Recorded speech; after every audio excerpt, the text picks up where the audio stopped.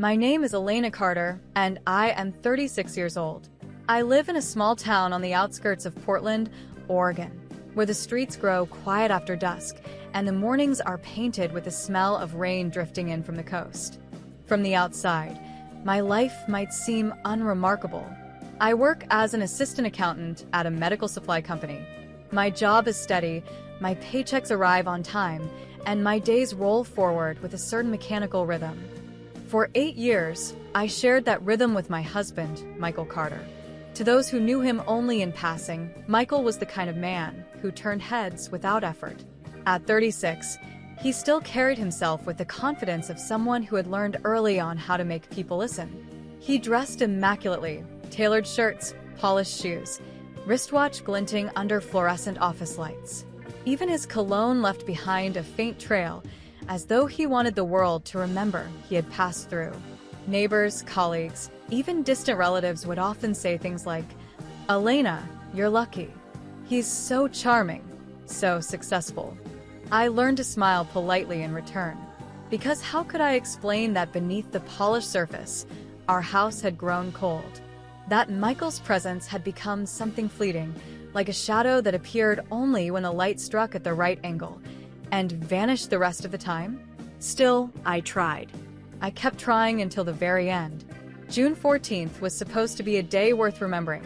Our wedding anniversary and Michael's birthday. All in one. I had circled the date on my calendar weeks in advance, planning to make it as special as I could.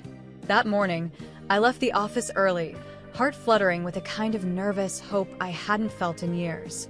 I drove across town to buy a bottle of Michael's favorite red wine, the one from a vineyard he claimed could make even a bad day worth drinking for.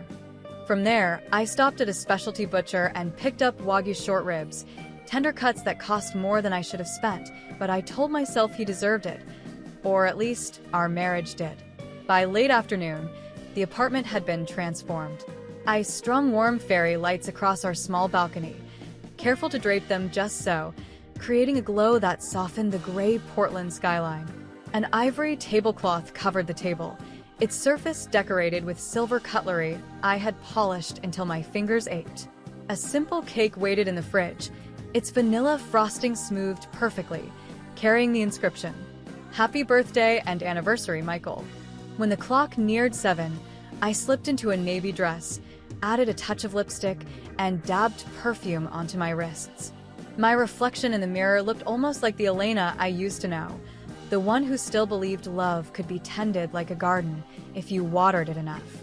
I sat down at the table, waiting for the sound of his key in the lock. 8 o'clock. The candles flickered. I lit them anyway. 9 o'clock. The food grew cold. My stomach knotted with hunger I didn't dare satisfy. I texted him, "I'm waiting." No reply. 9:30. I called. The phone rang 5 times before it dropped to voicemail. By 10:30, I was still sitting there in silence when my phone buzzed with an incoming email. Not a call, not even a message. An email. "Sorry. Big client emergency. Staying at the office. We'll celebrate later. No thank you. No happy anniversary." Just sterile words on a glowing screen. The candles had burned out. The wine sat unopened. The cake remained untouched, mocking me with its neat, cheerful letters. I sat frozen, napkin still clutched in my hand, as though movement would shatter the fragile illusion that this was just another delayed dinner, not the collapse of everything I had spent 8 years trying to hold together. I didn't cry. I couldn't. Instead, something inside me shifted, a hollow click like a lock snapping shut. That night, I packed away the ribs, wiped the table, and took down the lights. My dress wrinkled around me as I collapsed onto the bed, unable to summon the energy to undress. The email replayed in my mind, each word slicing across my thoughts like a dull blade. "Sorry. Big client emergency. We'll celebrate later." The thing was, this wasn't the first time Michael had been late. It wasn't the first time I had waited until my body ached, until my eyelids drooped with exhaustion. But this time felt different. This time, my instincts whispered something I wasn't ready to hear. A cold breeze down my spine. A sense of something ending. The next morning, I forced myself to go to work. My coworkers chatted about weekend plans, laughed over inside jokes, moved through their routines as though the world hadn't tilted on its axis. Not a single message from Michael. At noon, unease clawed at me until I finally picked up the phone and called his office. Carter Real Estate. The receptionist answered cheerfully. "This is Elena Carter," I said, trying to keep my voice steady. "Can you transfer me to Michael's line?" A pause. Papers shuffled. "I'm sorry, Mrs. Carter, but Michael resigned 3 days ago. He didn't leave any forwarding information." The hallway tilted around me. My legs threatened to give way beneath me. 3 days ago. He had left 3 days ago, and I had been the last to know. That evening, I drove home through streets blurred by drizzle, headlights streaking across my windshield like falling stars. Each turn of the wheel felt heavier than the last, as if the car itself understood I was steering toward a truth I wasn't ready to face. When I unlocked the door, the apartment greeted me with a silence that was thicker than usual, almost suffocating. My eyes drifted to the shoe rack. The second row was empty. Michael's favorite brown leather shoes were gone. My chest constricted. "Michael." I called into the silence. No answer. I rushed to the bedroom and froze. There he was, standing in the middle of the room, an open suitcase at his feet. Clothes stuffed hastily into a duffel bag. A navy suit laid neatly on the bed. A pair of brand new dress shoes, still tacked. I swallowed hard, my voice breaking as I spoke. "What are you doing?" Michael looked up, his expression flat, as though I were nothing more than an inconvenience. "You're back early," he said, then turned back to his packing. Michael didn't look guilty. He didn't look conflicted or sorrowful, the way you'd expect a man to look when tearing apart 8 years of marriage. He looked deficient, as though this had been planned, rehearsed, and executed with the same precision he once used to negotiate deals in his real estate career. I stood frozen in the doorway, staring at the suitcase. My voice shook. "Michael, what's happening? Why are you packing?" He zipped up the duffel bag, his movements steady, controlled. "Because I'm leaving, Elena." The words hit harder than a slap. "Leaving?" My chest tightened. "What do you mean, leaving? You said you had an emergency at work." "There was no emergency," he interrupted flatly. His eyes didn't even meet mine. "I quit the firm. I've made new arrangements." My heart pounded so loud I could barely hear my own words. "Arrangements for what?" Finally, he turned to me. His face was stone, his tone stripped of all warmth. "For my life. Without you." The silence that followed was unbearable. It stretched across the room like a crack in the wall, widening with every breath. I took a step forward, my heels clicking against the hardwood. "Michael, we're married. We've built a life together. You can't just..." But he could. And he did.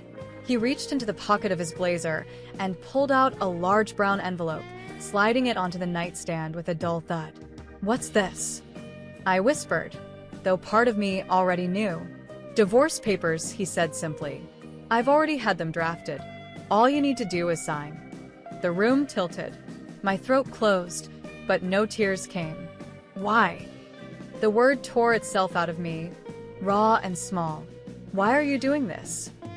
Michael finally looked at me then, and what I saw in his eyes was worse than hatred. It was indifference. "Elena, you knew this marriage was over long before tonight.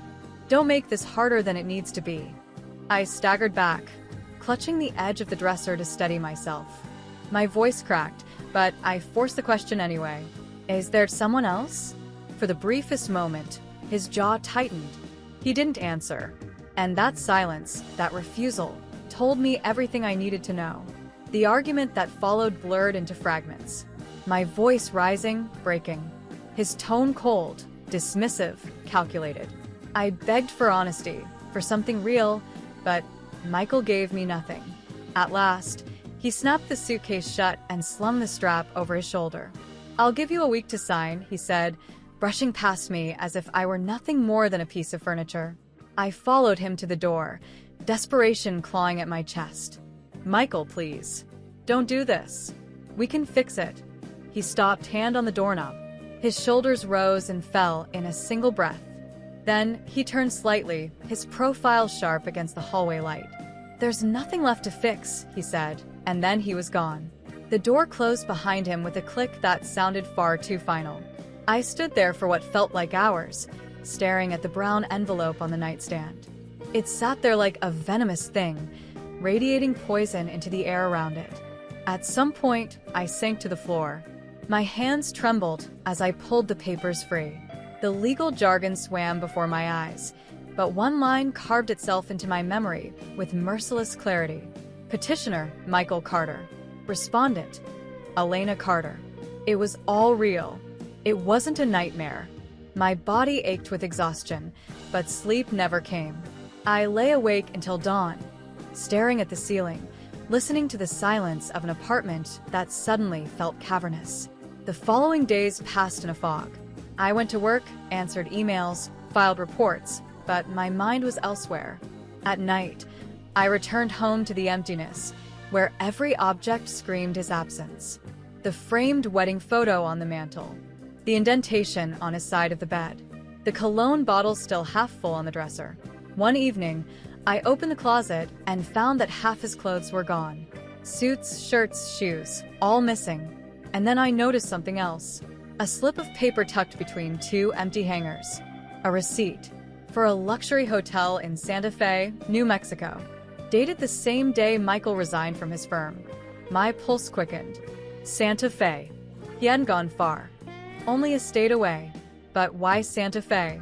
We had no friends there, no family. Unless...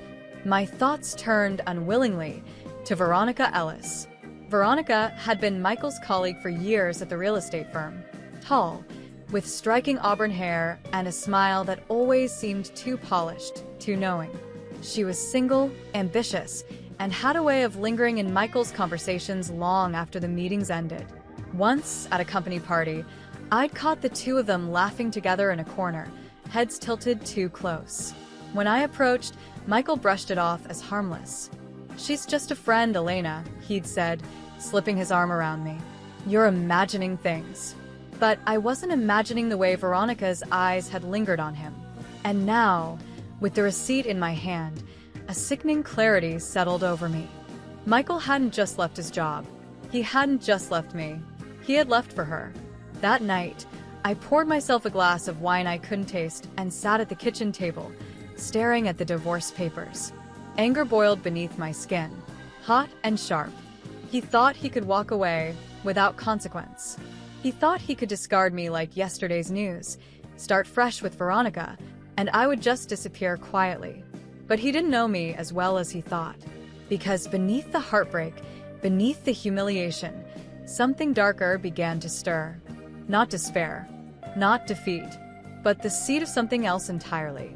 Revenge. The receipt from the hotel in Santa Fe burned a hole in my mind for days. I tried to ignore it, tried to bury myself in work, in chores, in anything that would keep my thoughts from circling back to it. But it was useless.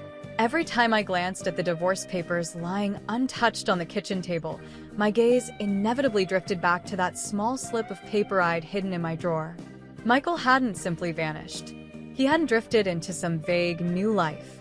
He had chosen a place, a city, and maybe, just maybe, a woman. By the end of the week, I couldn't take it anymore. I packed a small overnight bag, booked a ticket, and boarded a plane to Santa Fe, New Mexico. The moment I stepped out of the airport, the dry desert air struck me, sharp and foreign. The sky stretched wide, an endless canvas of blue broken only by the jagged silhouette of distant mountains.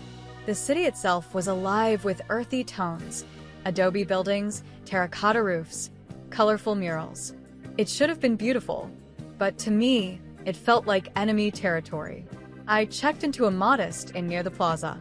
From my window, I could see tourists strolling the streets, their laughter floating on the evening breeze. They were here for art galleries and turquoise jewelry, not for heartbreak. I wasn't here to sightsee. I was here to confirm a suspicion that gnawed at me like a rat in the walls of my chest. The next morning, I started with the hotel listed on the receipt. The receptionist, a young man with kind eyes, confirmed without hesitation. Yes, Mr. Carter stayed with us last week. Lovely gentleman. He wasn't alone, though. My throat went dry. He wasn't. No. His wife was with him. My hands gripped the counter. His wife. I wanted to scream, "I'm his wife." But the words lodged in my throat, choking me. Instead, I forced a nod, mumbling something about mistaken identity, before stumbling out of the lobby into the blazing sun. Wife. He had introduced someone else as his wife. There was only one person it could be: Veronica Ellis. I spent the next 2 days in a haze of quiet stalking. I asked discreet questions at cafes, browsed the local real estate listings, and searched names in online directories. And then, on the third day, I saw them. Michael and Veronica. They were walking hand in hand through the plaza, laughing as though the world belonged to them. Veronica wore a flowing red dress that clung to her figure, her auburn hair catching the light. Michael, in a crisp white shirt, looked lighter than I had seen him in years, as though shedding me had somehow rejuvenated him. They stopped at a street vendor, where he bought her a turquoise necklace, fastening it around her neck with deliberate tenderness. She kissed him on the cheek in gratitude, and he smiled, that same smile I hadn't seen directed at me in so long. I stood frozen across the street, my hands trembling, my chest tightening until it was hard to breathe. My stomach churned as though I might be sick. I wanted to run to him, to scream, to claw the truth out of his smug, lying mouth. But I couldn't.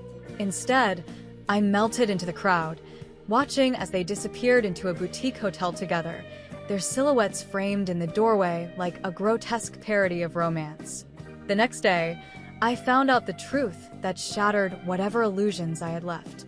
Through a mixture of online records and hushed conversations with locals, I learned that Michael and Veronica hadn't just run away together. They had married.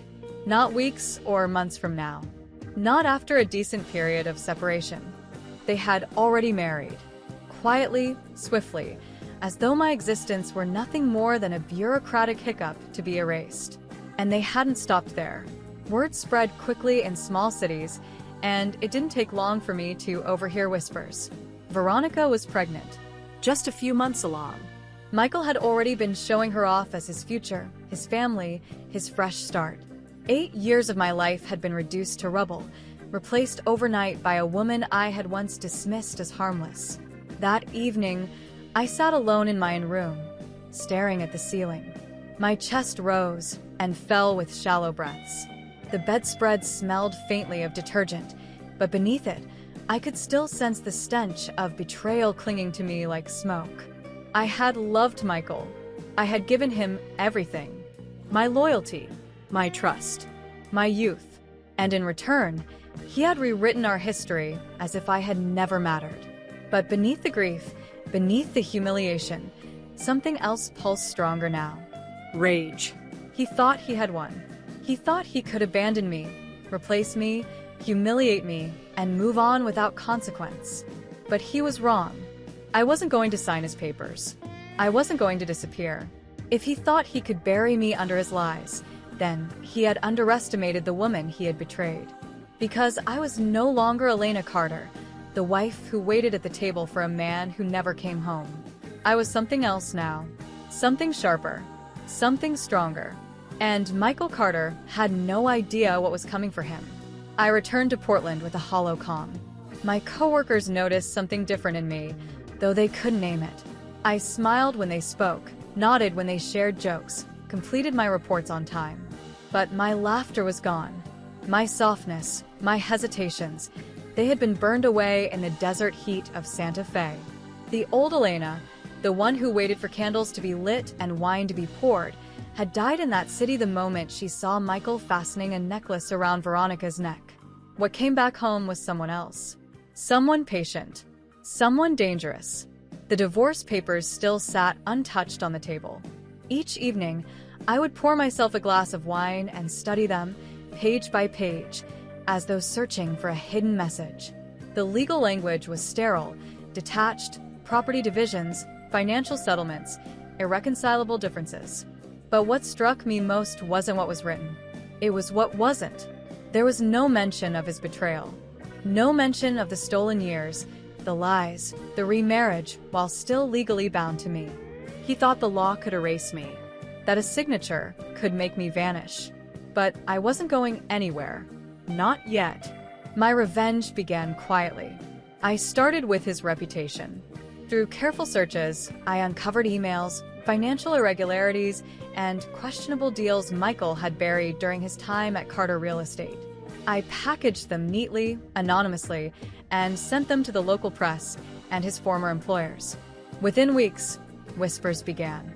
His name carried a different weight now, tinged with scandal. Then came his finances. Michael had left some accounts carelessly linked, assuming I would never bother to look. But I looked. I drained what was legally still mine, funneled it into my own savings, and closed the doors behind me. By the time he noticed, it was too late. But revenge isn't only about destruction. It's about visibility. About making sure the one who wronged you sees the fire and knows exactly who lit it.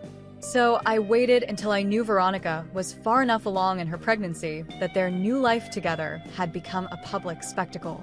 A baby shower announced in glossy invitations. Friends gathered around their shining new house in Santa Fe. That was when I struck harder. I showed up, uninvited. I walked into their garden party wearing a fitted black dress, heels clicking against the stone patio. Every eye turning toward me. Gasps rippled through the crowd, though no one dared to speak first. And then Michael saw me, his face drained of color. For the first time, I saw fear in his eyes. "Elena," he said, his voice tight. "You shouldn't be here." I smiled, a calm, dangerous smile. "But I am." Veronica clutched her swollen belly protectively, confusion flashing across her face. She knew who I was. Everyone did. The wife he had tried to erase. I walked closer, my voice low but sharp enough for every guest to hear. 8 years, Michael. 8 years of loyalty, of building a life together, and you throw it all away for this. I gestured toward Veronica, who flinched as though struck. "And you dare parade her around as your wife when you're still married to me?" The crowd murmured, uneasy. Some turned to look at Veronica, others at Michael. He opened his mouth, but I cut him off. "You may have thought you buried me, but I'm still here. And I promise you, Michael, you haven't seen the last of me." Then I turned on my heel and walked out, leaving the weight of my words hanging in the humid summer air. In the weeks that followed, their world crumbled. The scandal of Michael's remarriage, while still legally tied to me, spread like wildfire. Clients pulled away, associates distanced themselves. Veronica, once radiant with triumph, was now whispered about as the woman who stole another woman's husband. Their perfect little bubble began to collapse under the pressure. And me? I thrived in the shadows, watching their downfall piece by piece, sip by sip of wine at my kitchen table. But revenge is a double-edged blade. It doesn't always slice clean. Sometimes, when the house grew too quiet and the nights too long, I would remember the man I once loved. The one who made me laugh on rainy Sundays, who held me close when my father died, who whispered dreams into my ear before they curdled into lies. I mourned him. Not the man he became, but the man I thought he was. And in that mourning, I found something unexpected. Freedom. Because the truth was, revenge hadn't rebuilt me. It hadn't erased the scars. But it had reminded me that I was still standing. That I could rise, even after being dragged through the ashes. Months later, I signed the divorce papers, not out of defeat, but out of choice. Not because Michael demanded it, but because I was ready to close the book myself. When the ink dried, I felt no sadness, only release. Michael and Veronica could have each other. Their future would always be haunted by the wreckage they left behind. But me, I had something better. I had my name, my strength, my freedom, and I had a new beginning, carved not from desperation, but from fire. Because sometimes, the most powerful revenge isn't in watching them burn. It's in learning how to rise from the ashes stronger than they ever imagined. They say betrayal destroys you, but the truth is, betrayal reveals you. It shows you the cracks in others and the steel in yourself. My name is Elena Carter. I was a wife, betrayed and abandoned. But now I am something more, and I will never be forgotten.